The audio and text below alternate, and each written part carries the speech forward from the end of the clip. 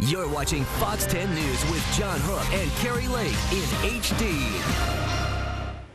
Off-highway vehicles, quads, three-wheelers, they're a common sight in the Arizona desert. They're fun, but they're also proving to be incredibly dangerous. The number of fatal accidents on these OHVs is rising. Fox 10's Anita Roman tonight. She spoke to an Arizona family who lost a son in one of these accidents. Tonto Basin Elementary School is nestled between the Mazatal and Sierra Anchos Mountains, just outside Payson, Arizona.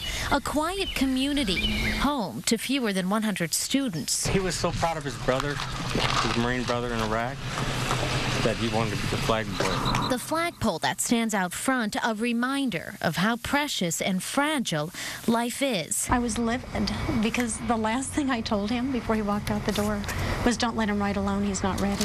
Ben and Laura Hartnell are nearby residents. They visit the school, more specifically the memorial, often.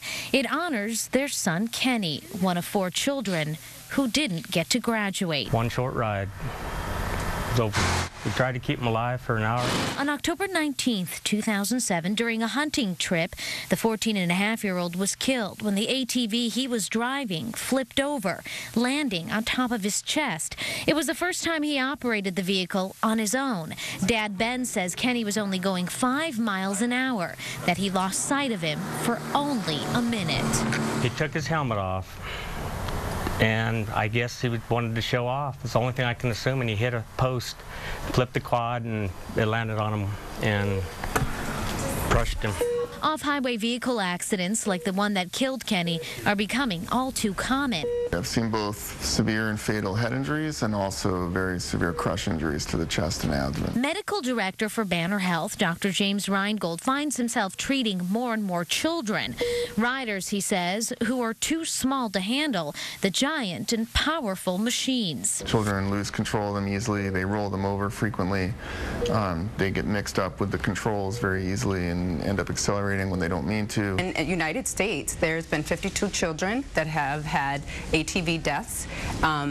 It has been an increase from January to October 2012. Sonia Smith is an injury prevention coordinator for the hospital and a member of the Southwest Alliance for Recreational Safety. The numbers, says Smith, are startling. 74 ATV-related injuries came through Banner Health traumas and emergency departments since January. In 2010, doctors treated 93 ATV-related injuries. In 2011, they treated 80. Statewide, it's worse. In 2010, there were 8 ATV-related fatalities in Arizona. That number jumped to 29 in 2011. Part of the reason the Alliance recently teamed up with Arizona Game and Fish. Put that pin right back in there. To educate the public. Arizona does not require any training to operate a machine like this. So with that, you have a lot more injuries. Jimmy Simmons oversees the 8 law enforcement officers hired to patrol. Laws put in place just a few years ago require anyone under 18 to wear a helmet and protective eyewear. There's your helmet. Okay. And once you get that on... Simmons made sure I wore one before heading out with him. Department policy requires all officers to do the same. We don't want somebody driving cross-country out through that desert. And then once if I see somebody maybe that's riding double. The off-highway vehicle industry has just grown exponentially. This machine here is a side-by-side. They used to not make these. It used to just be quads. Before that it was three-wheelers. And we don't even know what they're going to come up with next. Arizona Game and Fish doesn't aim to issue citations. Instead, it wants to protect the people out riding. All right, well, thanks, Leroy. You have a good day. People won't put a gun in a hand without training if they're going to go hunting. They need to do the same for quads. The Hartnells want the same. I just don't want any other family to go through this. It's horrific. But if his loss and his story will change one life, that's all we hope for.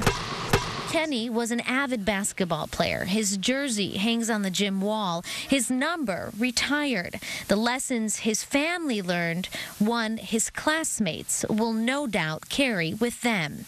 Anita Roman, Fox 10 News.